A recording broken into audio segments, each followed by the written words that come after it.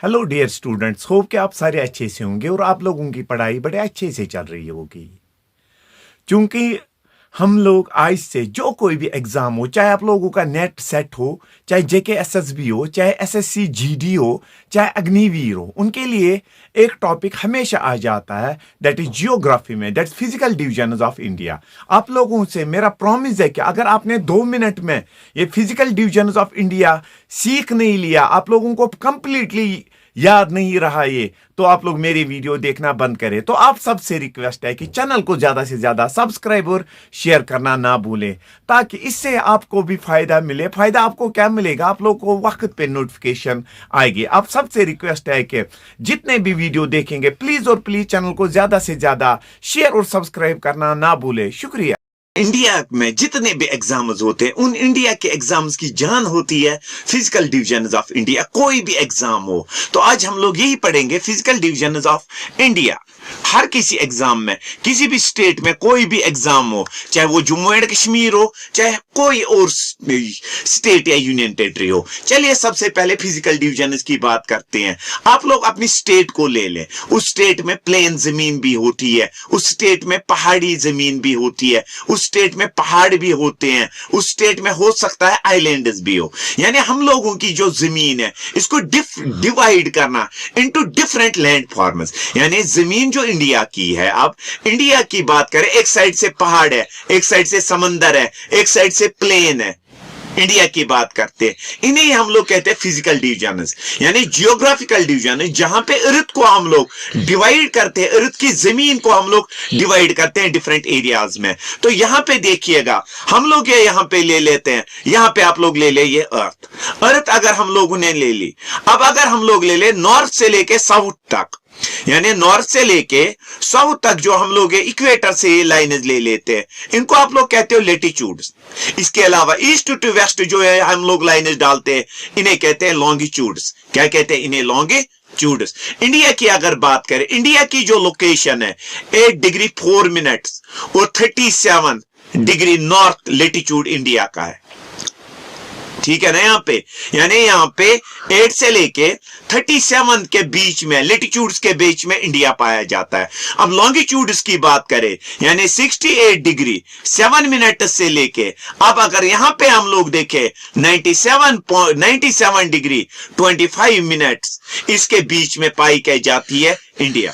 अब इंडिया की अगर हम लोग बात करें, अगर इंडिया का जम्मू एंड कश्मीर से आप लोग तमिलनाडु की तरफ जाओगे, नॉर्थ साउथ जो डिस्टेंस इंडिया की है वो है 3214 किलोमीटर। अब अगर हम लोग ईस्ट टू वेस्ट जाए, तो ये लेंथ जो है 2933 किलोमीटर। इंडिया अगर हम लोग देखें, ये 7वीं कंट्री है सबसे बड़ी, किसकी बुनियाद पे? On the basis of the land. और अगर हम लोग इंडिया का ये जो देखें लैंड बाउंड्री जो है, ये वाली लैंड सरफेस जो इसकी बाउंड्री है वो है 15,200 किलोमीटर। और इंडिया का जो कोस्टल एरिया है, यानी समुद्री एरिया है, वो है 6,100 किलोमीटर। और इंडिया का टोटल एरिया जो है वो है 3.2 मिलियन स्क्वायर किलोमीटर। और इंडिया अगर हम लोग देखें जमीन की लिहाज से, इंडिया का टोटल जियोग्राफिकल एरिया जो है वो है 2.42। और पॉपुलेशन की बुनियाद पे इंडिया दुनिया की पहली स्टेट है, एक कंट्री है।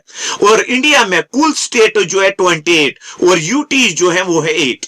ये तो यहां पे बात होगी फिजिकल डिविजन्स की। अब इंडिया की बात अगर करें, इंडिया में टोटल फिजिकल डिविजन जो है वो है 6।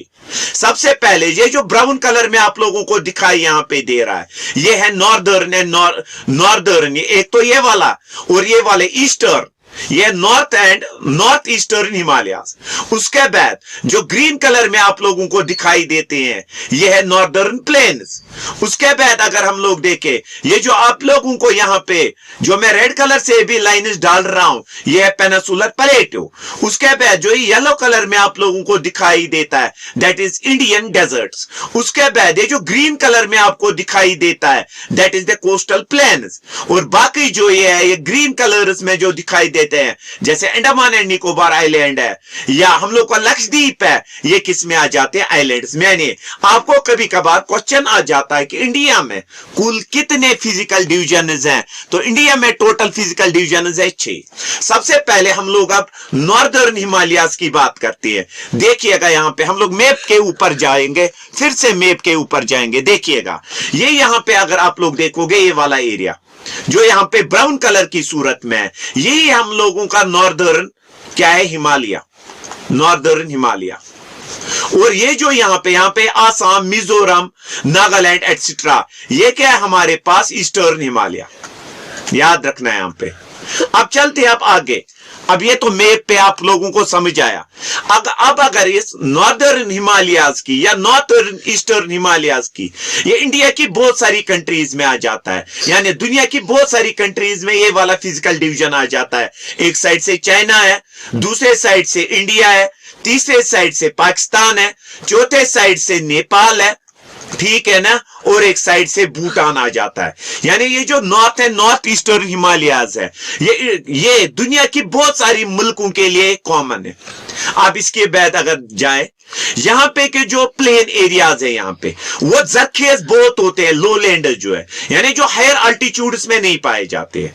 अब अगर हम लोग बात करें, एक साइड में इसके इंडस दरिया है और दूसरे साइड से ब्रह्मपुत्र, यानी फिर से मैप की तरफ ले जाता हूं, यहां पे एक साइड से इंडस दरिया और दूसरे साइड से ब्रह्मपुत्र, इनके बीच में जो ये एरिया आ जाता है उसी को हम लोग क्या कहते हैं, what we call it as northern Himalayas.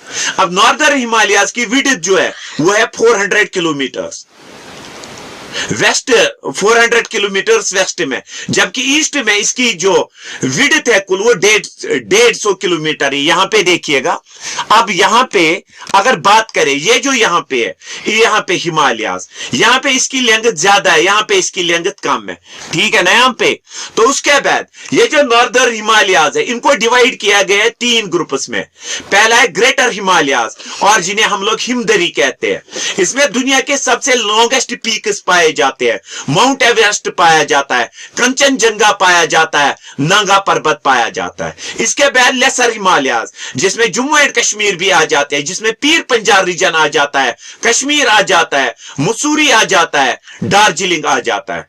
और ये सतह समंदर से 1000 से लेकर 4500 मीटर की दूरी पे पाया जाता है। उसके बाद है आउटर हिमालयाज, या जिसको हम लोग शिवालिक कहते हैं, यानी जमीन से 900 से लेकर 1100 मीटर सतह समंदर से ऊपर पाया जाता है। और इसमें हिमाचल प्रदेश और जम्मू हम लोगों को आ जाता है। उसके बाद हम लोग ले लेते हैं ट्रांस हिमालयाज। तो ट्रांस हिमालयाज का पहला पार्ट है, देखिएगा ये जो ट्रांस हिमालयाज यहां पे है। अब यहां पे देखिएगा, अगर हम लोग यहां पे मैप बनाते हैं, चलिए यहां पे हम लोग मैप बनाते हैं हिमालयाज का मैप, तो यहां पे इसके पैरेलल एक रेंज चलता है, यहां पे इसके पैरेलल एक रेंज चलता है, किनके, ग्रेटर हिमालयाज नॉर्दर्न साइड में, जिसमें ज़नस्कार आ जाता है, जिसमें इंडस दरिया आ जाता है, जिसमें माउंट K2 आ जाता है। ये तो आ गया ट्रांस हिमालय।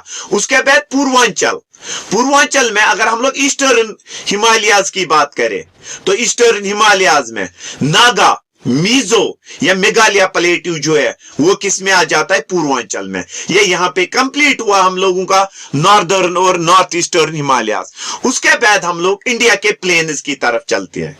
नॉर्दर्न हिमालयाज और पेनिनसुलर प्लेट्यू के बीच में देखिएगा, दिखाते हैं। ये तो यहां से एक तो हो गए हिमालयाज, ये वाले जो ब्राउन कलर से भी दिखाते हैं। ये तो यहां पे देखिएगा, दिखाते हैं आपको, यहां पे ये वाला रीजन जो मैं अब ब्लैक कलर से दिखा रहा हूं, ये हमारे पास प्लेट्यूज, और ये क्या है, हिमालयाज।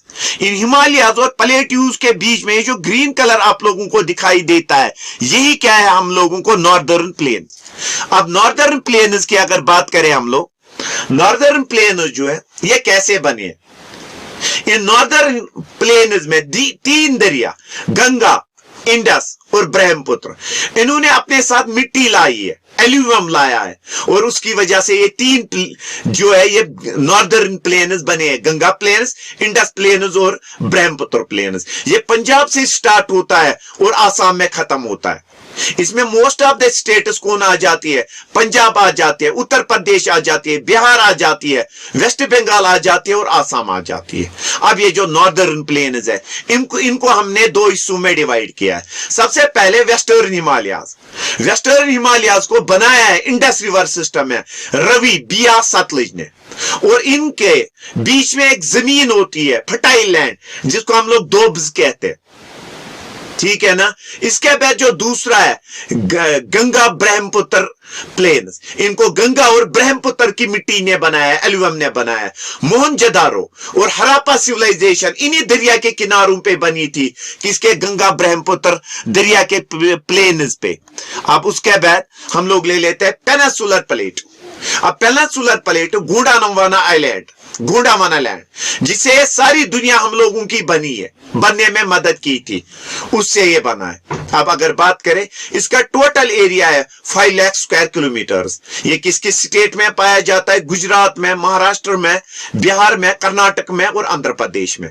नर्मदा दरिया जो है, इसको दो हिस्सों में डिवाइड करता है। कौन इसको दो हिस्सों में डिवाइड करता है? नर्मदा रिवर। यानी अब अगर हम लोग नर्मदा रिवर की बात करें, तो नर्मदा रिवर जो है हम लोगों का, वो इसे दो हिस्सों में डिवाइड करता है। जो दो हिस्सों में इसको डिवाइड करता है, तो कौन डिवाइड इसको दो हिस्सों में करता है? नर्मदा रिवर। अब नर्मदा रिवर इसे दो हिस्सों में डिवाइड करता है। तो पहले वाला जो आ जाता है इसमें, देखिएगा, अगर हम लोग ये ले लेते हैं, यहां पे दिखा देता हूं छोटा सा, ये देखिएगा, मैं थोड़ा सा बनाता हूं यहां पे मैप इंडिया का। ये देखिएगा, ये इंडिया का मैप मान लेते हैं। ये तो यहां पे आ गया नॉर्दर्न हिमालयाज, ठीक है ना, हिमालयाज। उसके नीचे ये आ गए प्लेन्स, ठीक है। प्लेन्स के नीचे ये जो जमीन आ जाती है, ये है पेनिनसुलर प्लेटू, पेनिनसुलर प्लेटू, पेनिनसुलर प्लेटू। इसको दो हिस्सों में डिवाइड किया गया। नॉर्दर्न प्लेन्स की तरफ, यानी ऊपर की तरफ, प्लेन्स की तरफ जो है, जिसे कहते हैं सेंट्रल हाईलैंड। अब इस सेंट्रल हाईलैंड की अगर बात करें, इस सेंट्रल हाईलैंड यानी पेनिनसुलर इंडिया का ऊपरी वाला हिस्सा जो प्लेन्स की तरफ है, उसे कहते हैं सेंट्रल हाईलैंड। वहां पे जो सबसे बड़ी पीक है, वो है गुरु शिखर, जो अरावली हिल्स में आ जाती है, जिसकी लेंथ जो है 1722। इसके अलावा इसमें मालवा और दूसरा जो है यहां पे, दूसरा पार्ट जो यहां पे आ जाता है, यानी इसके अंदर मालवा और छोटा नागपुर प्लेटू इसी सेंट्रल हाईलैंड में आ जाता है। उसके बाद अब अगर हम लोग आगे चले, उसके बाद है इंडियन डेजर्ट। जो इंडियन डेजर्ट की अगर बात करें, अरावली हिल्स के वेस्ट में पाया जाता है और दुनिया का 9वां सबसे बड़ा डेजर्ट है, जहां पे साल में 150 mm से कम बारिश होती है। लुनी जो है, ये इसका सबसे अहम दरिया है, और ये इंडियन डेजर्ट दो ही स्टेट्स के अंदर पाया जाता है। कहां कहां पे पाया जाता है? गुजरात, और किसके अंदर पाया जाता है? राजस्थान के अंदर। उसके बाद अगर हम लोग देखें, उसके बाद जो है हम लोगों का, वो है हम लोगों का कोस्टल प्लेन। क्या है कोस्टल प्लेन? ये देखिएगा, अगर हम लोग यहां पे ले लेते हैं, एक साइड से ले लेते हैं बे ऑफ बंगाल, ठीक है ना, बे ऑफ बंगाल, दूसरी साइड से अरेबियन सी। इनके पैरेलल में ये जो प्लेन्स पाए जाते हैं, किसके? बे ऑफ बंगाल और अरेबियन सी के प्लेन्स में, इन्हीं को कहते हैं कोस्टल प्लेन्स। चिल्का लेक जो उड़ीसा में है, ये सबसे बड़ी सैलिन वाटर लेक है। इसके अंदर यहां पे विम बैंड लेगून्स पाए जाते हैं। इसके नॉर्दर्न पार्ट को हम लोग कहते हैं सिरसा और साउदर्न पार्ट को कोरमंडल, यानी ये हो गया यहां पे सिरसल और ये क्या हो गया? कोरमंडल। किसकी? कोस्टल प्लेन्स की हम लोग बात कर रहे थे।